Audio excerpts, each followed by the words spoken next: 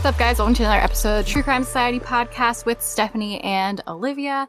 And as you guys know, this episode we're going to be talking about the Smiley Face Killer. And that kind of connects to our last episode with the missing men in water, because the whole idea of the Smiley Face Killer is that he or whoever, they are the ones killing the people, and that's how they're ending up in the water.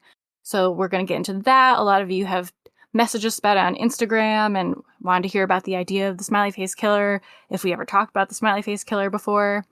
And we had not, because it's not something I always thought was a real thing. Like I said last time, it kind of seems more like an urban legend at this point, but it's a hot topic right now, so we're gonna get into the background and everything of the Smiley Face Killer. We'll see where the day takes us.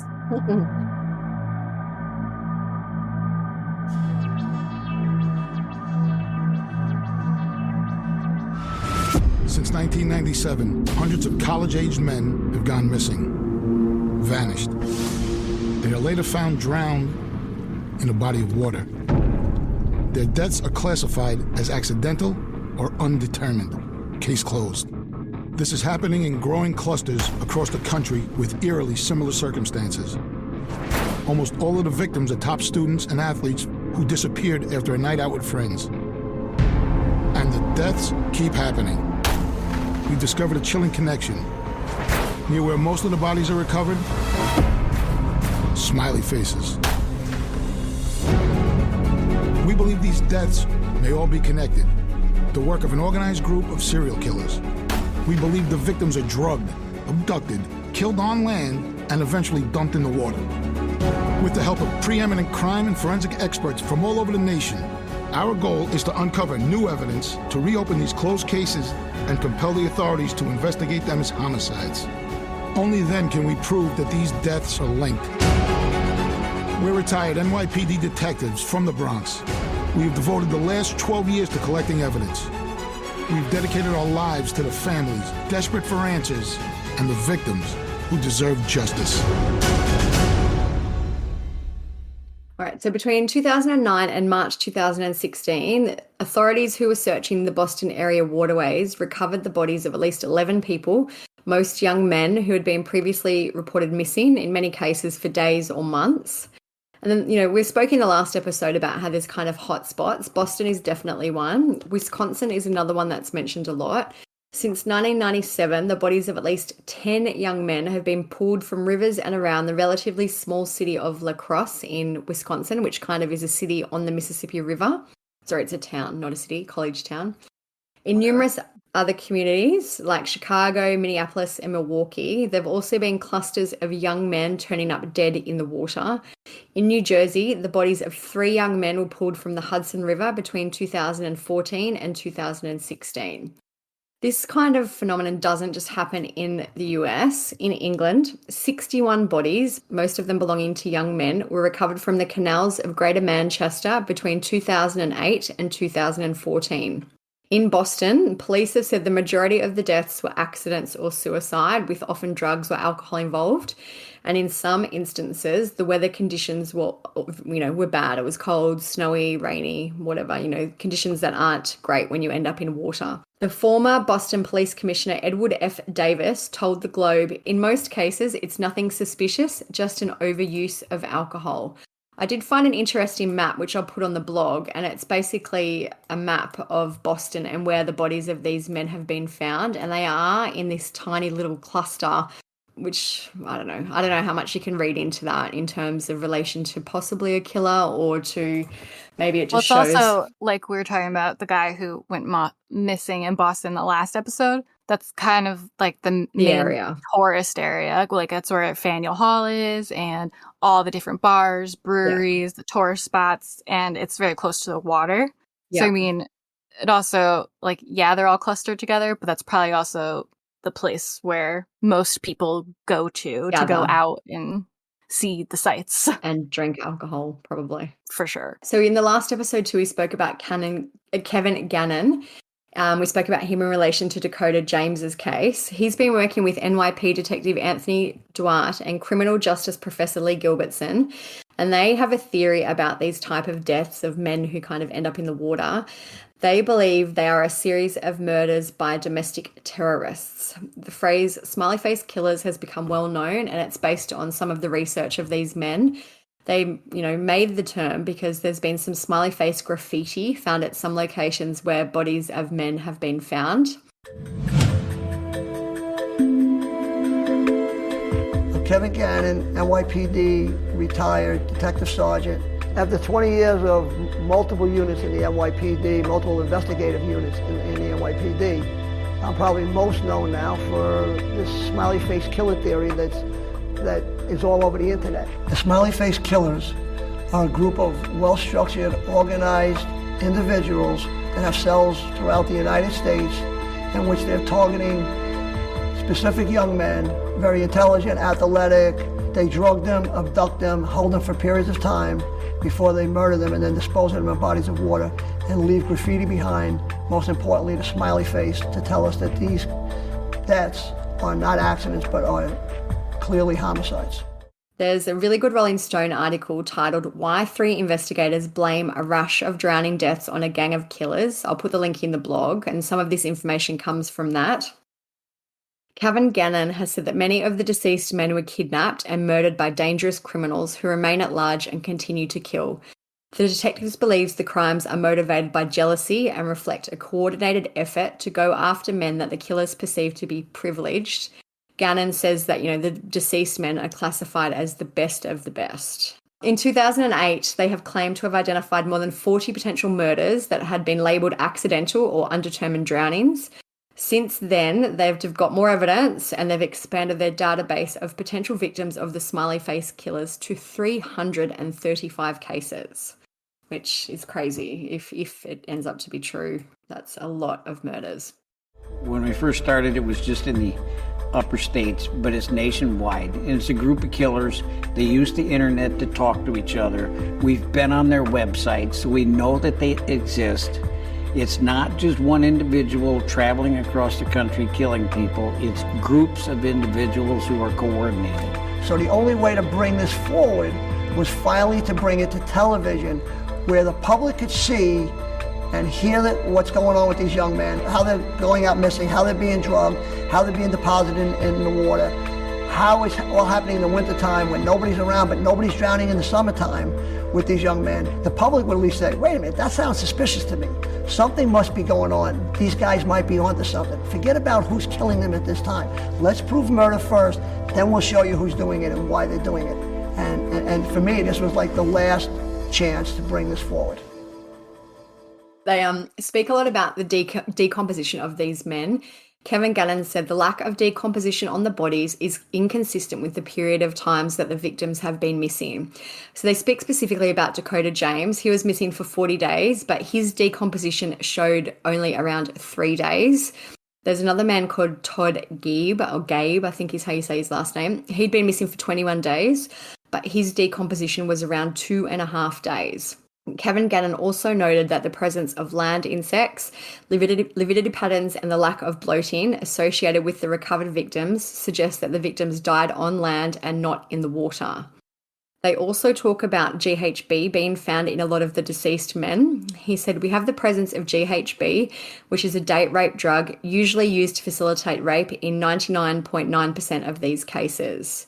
GHB usually isn't included on toxicology tests, but many of the victims' families have requested this kind of after they've been found in the rivers, and they've had tests sent to, the team who are investigating.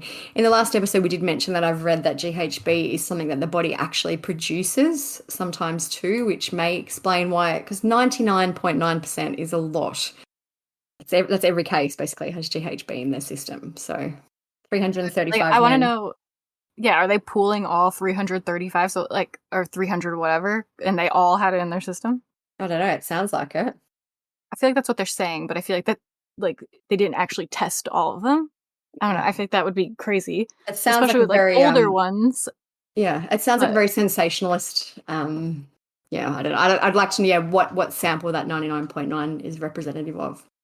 But also not saying it's the norm, but like we were just saying, a lot of the people who are kind of included in the Smiley Face Killer theory thing are guys who are younger, in probably college, in college areas, who are very drunk. And like I said last time, not that it's like common for GHB to be in college parties or bars or drinks or something, but it's definitely probably like the most likely demographic where GHB would be a thing, like college parties. Yeah.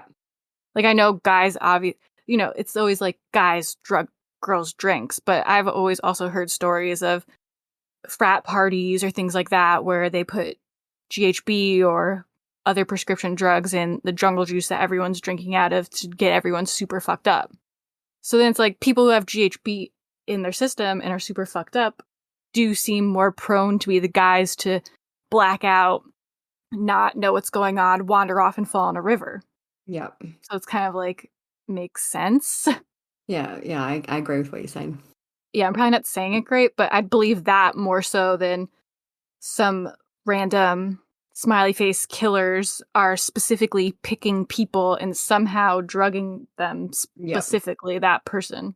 I feel like too, when they say like their insinuation is that there's a network of killers, I guess, killing people all around the country. But in saying that, it would have to be an opportunistic crime because it's just these men generally disappear from bars or, parties. So it's not something that could probably be planned too far in advance. Like it just seems like it's very... And like, do the smiley face killers communicate with each other across states? How do they know whose that's what I never got. How do they know whose turn it is? How do you join this smiley face club? Like, how do they know about the GHB? Like, yeah. I don't know. I was just saying, I'm not trying to like make fun of it or make light of it. I know people get frustrated, like sometimes if we make light of something, but I'm not making light. We're not making light of the deaths or anything like that. Just kind of it seems like the a far-fetched idea. Theory. Yeah. Yeah. Like the idea of this urban legend of smiley face killers. Not saying that there isn't maybe different killers in certain areas and this just happens, but just the idea of this network of smiley face killer gang seems a little crazy to me. I was actually surprised at how many messages we've had about, like, when we post a missing man, they're like, wow, this must be a smiley face victim. I was under the understanding that this had kind of been debunked, but it still seems to be a very popular theory for a lot of people to explain why this keeps happening. So the FBI has also given their kind of thoughts on the smiley face killer theory. They said they have not developed any evidence to support links between these tragic deaths or any evidence substantiating the theory that these deaths are the work of serial killer or killers, and that the vast majority of these instances appear to be alcohol-related drownings. There's a non-profit called the Center for Homicide Research in Minneapolis. They have also released a study called Drowning the Smiley Face Murder Theory. They talk about the lack of physical evidence of a serial killer. Most of the bodies, they say, were found without signs of torture, strangulation, or otherwise inexplicable blunt force trauma, which means that basically they all had to have been drowned to death, which is an exceptionally rare crime. Medical examiners also, basically always rule the death accidental or undetermined, no matter, the location. So I feel like these medical examiners wouldn't all be working together to cover up this smiley face killer. They also work for the smiley face killer. As for the presence of GHB, the researchers of this study say that they think the men probably took it willingly, which, again, is a possibility. Mm-hmm. So as for the smiley face graffiti, it's a bit of a stretch sometimes. I feel like there's a true crime expert called Michael Arnfield. He said that the smiley face is the most common non-gang graffiti tag in the US. He said you can find in any city a smiley face graffiti tag somewhere along the water, and I absolutely believe that. Like, same.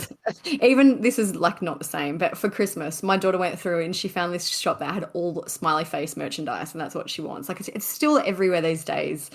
Well, yeah, like in the 90s, smiley faces were super popular, and right now they're kind of making, like, 90s stuff is making a comeback. But also, not to say, like, smiley faces were always a thing. And also, if you have spray paint and you're not a graffiti artist or in a gang where you're tagging something and you don't know what to do, a smiley face seems like a pretty easy go-to. You don't have to be an artist to draw a smiley face. Or a creative at all. Yeah. And the other kind of point about the graffiti being found where the men either disappeared or were found is that how do we actually know where these men entered the water? Like most of them, I think, were alone when they disappeared. So how do we floated like actually, 10 miles. yeah, so how do we actually know, is it just dumb luck that the smiley face was found exactly at the 10-mile point where this person was found? Like that's a good point, I feel, that it's just a general, I'm sure, like you said, anywhere, under any bridge, under any public area, you'll find probably a smiley face. Yeah, because there's no way that they would kill someone, throw them in the river, know that their body's going to be found 10 miles away at this exact place and put a smiley face. Yeah, like they could have been found a day later, not having floated far at all, or they could be found 6 months later. Like, you just don't know. Depends on all the conditions. And I guess, though, the other theory is that these people were put in the water, just before they were found. Yeah. Right, so right. that's what I guess the theory of those other men is when they talk about the decomposition, what it should be versus what it actually was. Yeah. So there's a really good Oxygen article that does outline some cases where a smiley face was allegedly found. I guess these cases are probably some of the more, I guess there was a smiley face proven to be found near where these men were found. They're the ones that, if the smiley face killer exists, are most likely, because yes. I get what you're trying to say, and I can't say it either. There's Dakota James, who we spoke about in last week's episode. There was apparently a smiley face found spray painted on an underpass where his body was discovered. If you remember, he'd been missing for 40 days. What are the odds that a smiley face was recovered right where his body had apparently traveled 10 miles and all that through a dam? Yeah, like, in my opinion, there's no way that was purposefully coordinated. No, it was just a coincidence. All right, there's another man called Tommy Booth. He was 24 and he disappeared in January 19, 2008 from a bar in Woodland, Pennsylvania. There was CCTV that showed him entering the bar, but there's no evidence of him leaving the bar. Sounds kind of similar to Brian Schaefer. About 2 weeks after he went missing, his body was found face down in a creek behind the bar. His death was ruled a probable drowning and there were no signs of trauma, which is interesting because we just mentioned that kind of before, with what the FBI and the study say. The area had been searched repeatedly in the weeks before his body was discovered, but no one had seen him. According to Kevin Gannon and his team, when Tommy was found, his body was in full rigor mortis, which usually dissipates within 24 to 36 hours after death. The finding is inconsistent with the belief that he drowned that night, and that Gannon also said his body appeared to have been staged. 3 sticks were strategically placed around his body, and there were shoe and drag marks in the soil. There was a smiley face painted on a wall of the bar under a deck. I don't know. Pennsylvania in January, I don't know how cold it would get. Would he be frozen? Don't want to be graphic or anything. I would think that might explain. Pennsylvania is not so far from where I live, and in January in New York, it's friggin' cold. So yeah, it'd probably be frozen. But also, yes, this one sounds like there's a lot of suspicious circumstances, but just because maybe he was killed under suspicious circumstances doesn't necessarily mean that he's related to Dakota James's death, and that Dakota James's death was anything besides accidental or something, Sure, maybe some are suspicious and maybe some have foul play involved that's just not solved yet, but that doesn't mean they're all connected and related, Can't all be attributed to the smiley face killer. Yeah. All right, there's another one. September 29, 2006, 21-year-old Lucas Homan vanished from La Crosse, Wisconsin, which is a kind of a hotspot city town. The day of his disappearance, he'd been celebrating Oktoberfest with his friends. After a night of bar hopping, he went home at about 10 p.m. with a friend. Somehow him and his friend got separated during their walk, and the friend ended up at the ER with a head injury after being picked up by police. He told investigators that he could not remember anything that happened that night. Lucas was reported missing after he didn't arrive for golf the next day. Search dogs scoured the area where he was seen alive, and apparently, according to police reports, one dog hit on an SUV that had been owned by a band member who'd played a show at the bar the night of Lucas's disappearance. But that canine alert was inconclusive. The morning of October 2, his body was found not far from the shore of the Mississippi River, so he was only missing for a few days. His death was ruled as an accidental drowning, and the autopsy report noted acute alcohol intoxication was a major contributing factor. The night that Luke went missing, you tell me what you remember the best about that evening? He met us out, I think it was called The Vibe, and then I was like, all right, Luke, we're gonna go to, I think it was called Broncos. So we went there, and when we left The Vibe, that was the last time I saw him. The police report said that people said that he was completely like wasted, staggering, like almost dropped down drunk. Do you remember any of that? He wasn't. When I saw him, I got there, he was drunk, but you could hold a conversation with him. Did you hear of any altercation with Luke? I did not see it, but I heard about him getting an altercation. Why would Luke come to the river? He wouldn't. I mean, he hated water, so it doesn't make any sense why he would even come down here. Do you really think that Luke tripped and fell in the river? No. I mean, I think he was murdered before, because if he had to swim, he could swim. I think he was dead before he went in. According to Kevin Gannon and his team, Lucas had various injuries on his head, hands, and arms, and they theorized that a mark on his forehead may have been a footprint that was the result of him being held down in the water. He was the 8th accidental drowning case in La Crosse over a 9-year period. A smiley face was found spray painted near where Hooman's body was found. So It also seems like, sorry, I'm just like always sprinkling in my thoughts as they come, because otherwise I'll forget them. But with a lot of these events seem to happen when big alcoholic events. So, yeah. A lot of these drownings seem to happen when there's big like drinking events Halloween, associated with it, like Oktoberfest, Halloween, a big sporting event, Oktoberfest, and also all these places, like, yes, they're hotspots, but they're also places where there's a lot of water, like Wisconsin and Minnesota are both on the Great Lakes. Minnesota's known as the land of 10,000 lakes or something like that. Boston's right on the water, like Chicago's near the water, like they're all near water. Yeah. I guess, that if you're near somewhere with water, the probability is that if something's going to happen to you, it's going to happen in the water. Yeah. So there's also a case of a man called Todd Geeb, who was 22 years old when he went missing during the early hours of June 12th, 2005. I actually find it interesting that this is the only guy who we've spoken about in both episodes who went missing in warmer months, like June, getting warm, I guess. Besides Jelani. Yeah, sorry, besides Jelani. Yeah. So out of all the men that we've spoken about, there's two, Jelani and Todd. So Todd went missing June 12th, 2005 after a bonfire party near his home in Casanova, Michigan. He was reported later that day by his mother, and a massive manhunt ensued. The night of his disappearance, he made several calls from his cell phone. One of them was to a friend who said she heard him say, "I'm in a field," before the call was dropped. His body was found 3 weeks later in a lake that had previously been searched. His death was ruled as an undetermined drowning. Strangely, though, his head and shoulders were sticking out of the water as if he'd kind of gone for a swim. Like, I'm guessing that means he was kind of, creepy. Yeah, vertical. I don't know. It sounds weird. You'd think that you would be horizontal in the water. Yeah, unless you're like stuck on something, I guess. His remains also showed very little signs of decomposition, which would have been present, obviously, if he died the day he went missing, which was 22 days in the water. Alcohol and antidepressants were found in his toxicology, but it was reported that he wasn't suffering from any form of depression at the time. A smiley face had been spray painted on a tree near where his body was found, and this is a little bit creepy. A smiley face sticker was placed on his grave.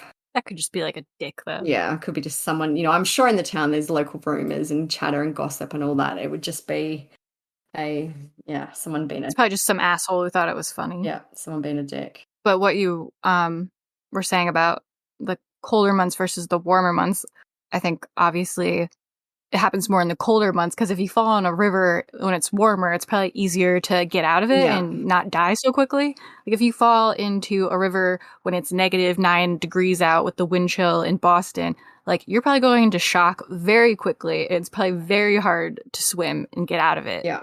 I know even when you go for just a quick swim in cold water and it's so cold, like you almost cannot function. It's so like a shock to the body. Yeah. There's definitely another case of 24-year-old William Hurley. He was a Navy veteran. He went missing after leaving a Bruins hockey game in Boston on October 8, 2009. He went to the game with 2 friends. Halfway through, he called his fiancée and said he wanted to leave. And I'm assuming that, she was going to go and pick him up. He walked outside while she drove to the stadium to get him. When she got there, though, he was nowhere in sight. When she called him to find out where he was waiting, She heard him answer the phone and he asked someone where he was located. The man said 99 Nashua Street, and Hurley said his cell phone was going dead. His fiancée Claire drove to the address, but he wasn't there. She called him a second time, but his cell phone seemed to be out of battery. She said she drove around for an hour before returning home and she thought that he got another ride, but when she got home, he wasn't there. She then reported him missing and they did lots of searches. 6 days after his disappearance, his body was found in the Charles River, close to where he asked his fiancée to pick him up. Investigators said there was no sign of foul play and his death was ruled an undetermined drowning. William's mother received a copy of the autopsy and she allowed a physician to analyse it. She found that her son had reportedly suffered blunt force trauma to the head, his eye socket, and also behind his left leg. GHB was found in his system along with alcohol. A smiley face was found painted near the river where he was found. So with that one, where the Boston Bruins play is TD Garden, which is literally on the water. Like you walk outside and you see the water. Again, it's at the same area where it's all touristy. And like the Charles River is also right there. So he really wasn't very far from TD Garden. And what are hockey games really known for? You go to them and you get super fucked up with your friends. Yeah. I feel like something must have happened because he wanted to leave halfway through. So that maybe, obviously I'm just speculating, but that maybe indicates to me there was an altercation with the people he was with. Maybe he was agitated and drunk. Like, it just seems or weird. He felt like too drunk and wanted to go home. It just seems weird to go to a game and then want to leave halfway through for no reason. Like, I don't know, there's a few options, I guess. But it seems to me that it was, something must have happened for him to want to leave. Yeah. Or he just felt like if he had GHB in his system too, he could have just felt super fucked up and been like, I need to go home. Yeah. Yeah. So they are the ones that I could find where there is kind of a proven smiley face in the area. I don't know. I feel like I agree with you. I think it's mostly likely just a coincidence that there was smiley faces found where they were found or where they passed away. Yeah. I'm not saying just because I don't believe that the smiley face killer is a thing doesn't mean that I believe all of these deaths were just simply accidental drownings. Like, sure, some might have been. Maybe some had some sort of foul play involved. I just don't think they're all connected in the sense of one planned organization smiley face killer. No. I agree. I agree with you there on that one. No offense to people who do think that. I'm not trying to be rude. I've always said I'm not one to believe in like conspiracy theories or anything. I pretty much always believe in like the easiest answer type thing. That's just the way I am. I guess I'm not a very fun person. There was an interesting article I read, which I wanted to kind of talk about the culpability and responsibility of bars and venues in terms of these men who end up deceased after leaving their premises. There was a case of a man called Shane Montgomery. He went missing in 2014, was found drowned in a river. And basically a judge ordered that the bar he was at must pay $525,000, but that Shane was also negligent before he ended up in the river. I'll read it out. This is from the Inquirer. It says, a Philadelphia jury on Monday found that a bar that closed in 2016, this article is from 2019, should pay $525,000 in damages to the family of a 21-year-old Westchester University student who drowned after a night of drinking. But they also ruled that Shane Montgomery was negligent in his own actions before he ended up in the river. So this case was made up of a jury of 10 women and 2 men. And they said that the bar continued to serve him while he was visibly intoxicated, but that Shane bore the largest share of responsibility for his own death. And they didn't find negligence on the part of any specific bar employees. His family said the outcome was disappointing and that the case had turned into a blame the victim defense. Shane had gone missing on Thanksgiving Eve, again, another probably fairly alcohol-fueled evening. Definitely. 2014. Divers spent 5 weeks searching for his body in the river. He was seen on surveillance walking away from the bar alone towards the river at 2 a.m. They found his body on January 3 and it was draped over a log in shallow water near the riverbank. It was never determined how he came to be in the river. And his parents filed the lawsuit against 2 of the bouncers from the bar and James Townsend, who was the director of operations. They'd said that the bar had violated state law by serving Montgomery despite him being visibly intoxicated, and then had acted negligently by kicking him out without trying to find his friends or ordering him a taxi. They also said the bar was understaffed and not equipped to handle the rowdy crowd. I think that's a fair decision, honestly. Yeah, and then like the lawyers also for the defendants, they got Shane's medical and education records, and they attempted to portray him as a frequent and heavy drinker. He'd been hospitalized in 2011 with alcohol-related hepatitis after blacking out at a homecoming party. He was cited twice for underage drinking on campus, and he completed an alcohol education class. So, it does raise an interesting point in the terms of even Chris Jenkins, Zachary Marr. It raises those guys were all booted out apparently from a bar, and it kind of ended up with them losing their lives. And so you have to wonder, like, it's an interesting topic of conversation. Where does the responsibility lie? I was wondering that with one of the ones that we talked about last time, where I was thinking like, oh, if they found out really why they had GHB in their system or like why they were so drunk, could the family sue them in like a wrongful death lawsuit? And in this situation, I do feel like that is a fair ruling. That is the bar a little responsible? Sure. But is he also responsible?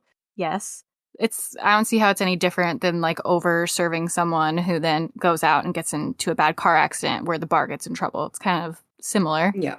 Where if someone's super, super, super, super drunk, you shouldn't continue to serve them, especially if then they get kicked out, like we were saying with the guy in Boston, where he didn't actually get kicked out. But I was saying, like, in that situation, if he did get kicked outside in -9-degree weather while he was wasted with no help or anyone around, I feel like that's pretty negligent of a business to do. Especially to not even, let them get their coat or to at least tell their friends that they're leaving. Yeah, I agree. That bar specifically, there's like a little foyer type area where you're not outside, but you're not inside either. So it's like you could wait in there for someone to come out, get the person. Yeah.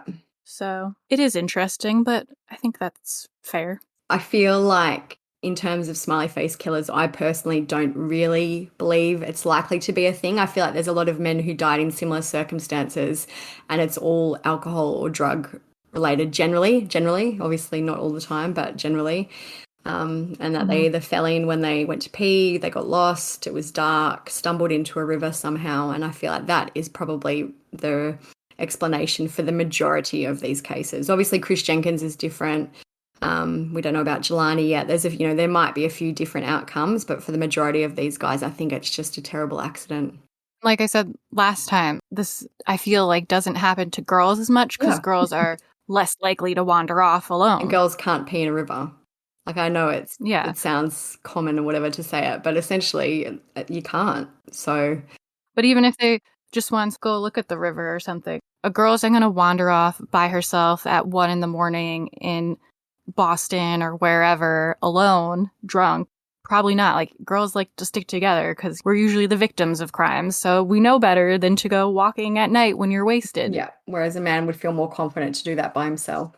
Yeah, like they don't have that fear instilled in them where like they can't walk down the street at night to go look at the cool creek down the road. Yeah. But I think that kind of explains why it doesn't happen to girls as much. And I guess too, like, if it does happen to a girl, just, I don't know. And even like things like going out to have a cigarette, if it was a girl, for instance, maybe she'd be less likely to go out alone, even just for a cigarette and things like that. There'd always be someone probably with her or... I do agree. Females are less likely to be alone, no matter what. Yeah, like we go to the bathroom together when we're out. Like, yeah. Yeah, so I feel like that kind of explains why it seems to be such a specific demographic. But really, I think it's just, one, it doesn't happen to girls as much. And two, it has a lot to do with drinking. And that's why it kind of turns out to be more like college age, younger 20s.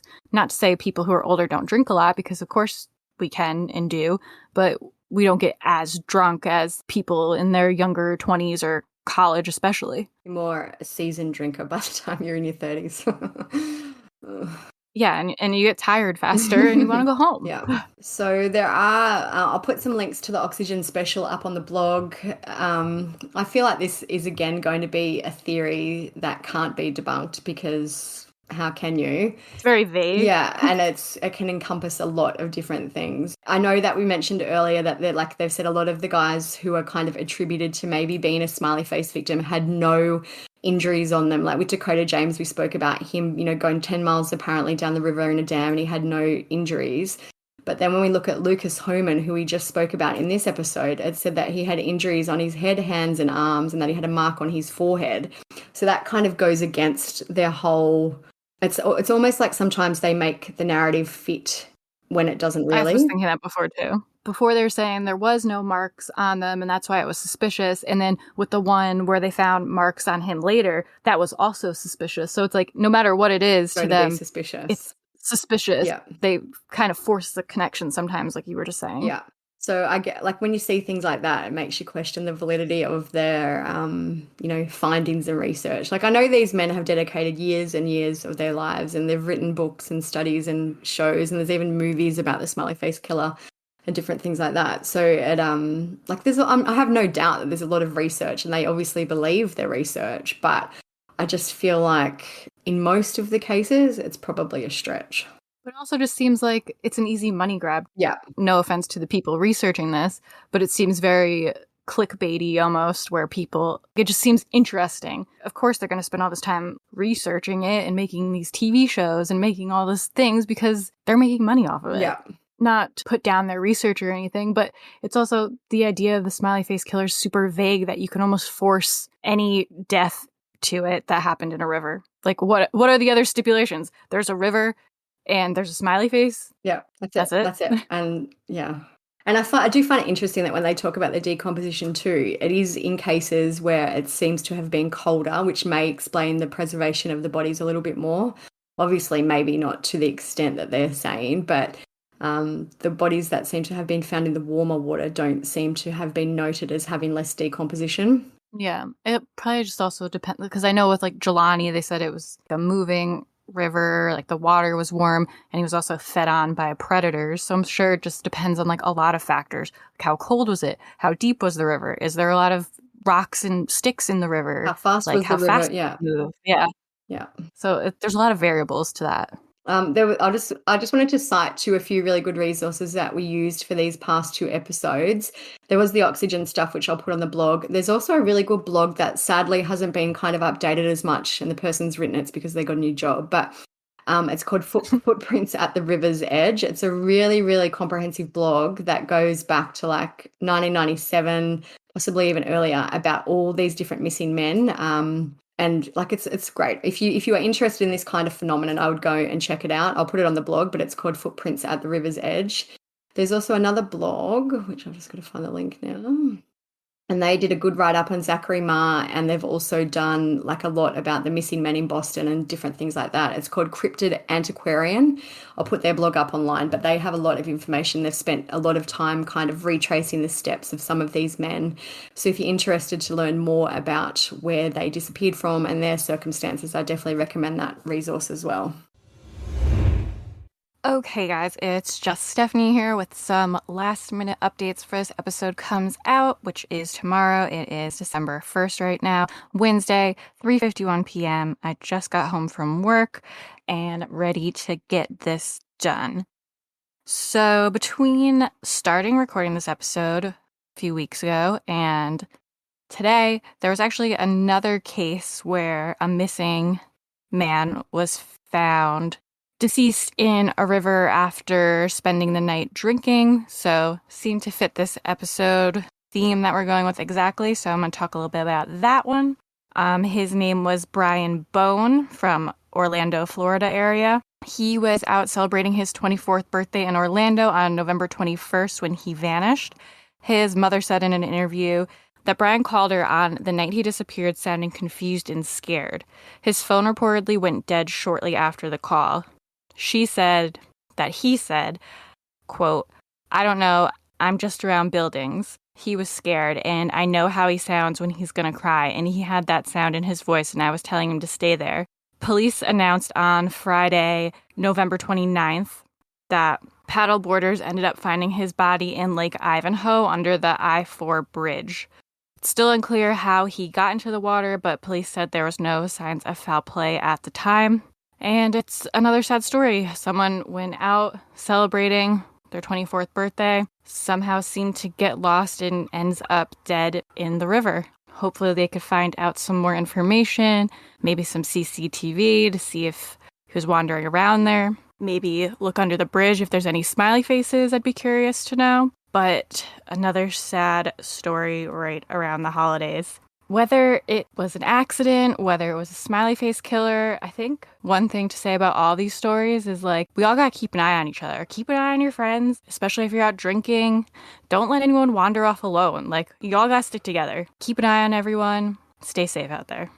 Another little update I wanted to talk about was Brendan Santo. We talked about him in the last episode as he was still missing. He is still currently missing today. There's not really any major updates. He went missing when he was visiting MSU during Halloween weekend.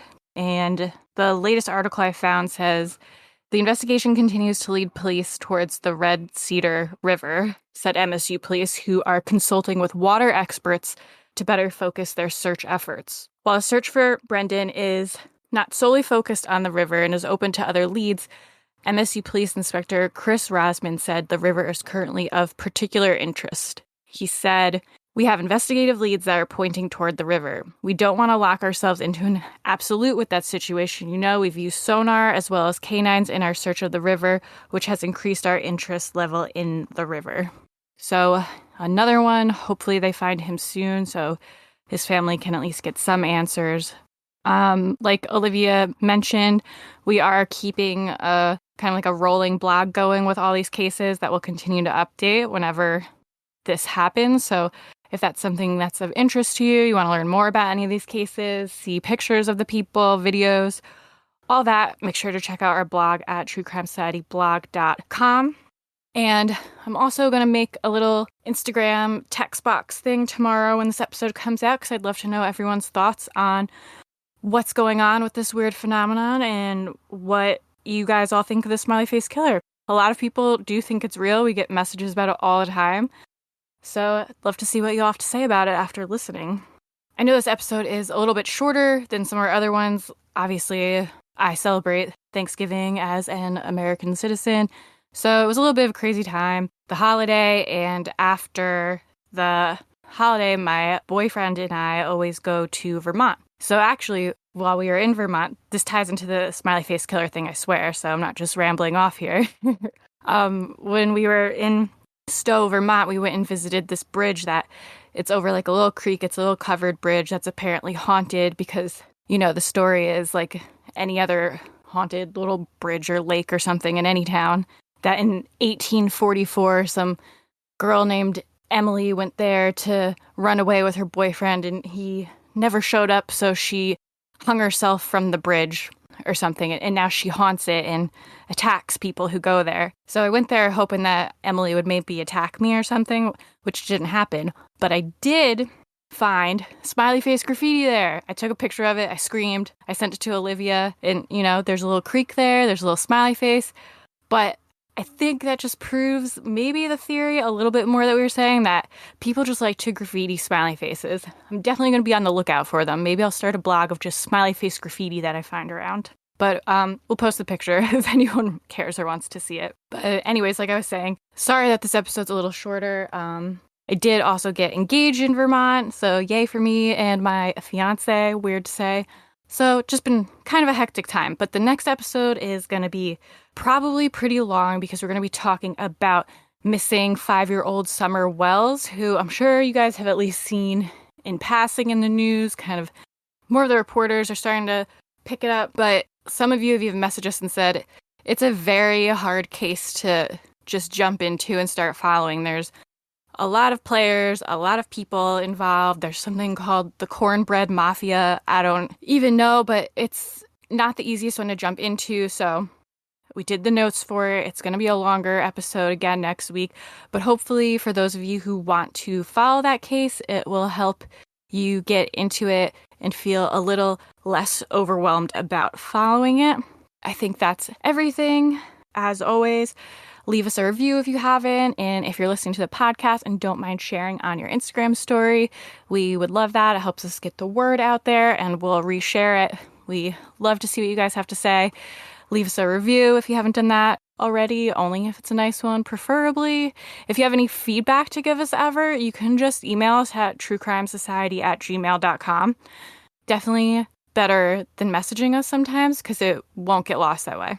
We do try to go through all the messages though, but like I've said before, Instagram's probably the crappiest messaging platform ever. And yeah, go to our blog, truecrimesocietyblog.com, to see all the show notes. And definitely check out our forum as well, even if you are too scared to post on a forum or just don't want to put in the effort of making another account. It's definitely worth the read. We've got a lot of people on there who are great sleuths, great at digging up information, lots of good info on there. So check that out at truecrimesociety.com. And that's it. We'll talk to you guys next time when we talk about Summer Wells. Bye.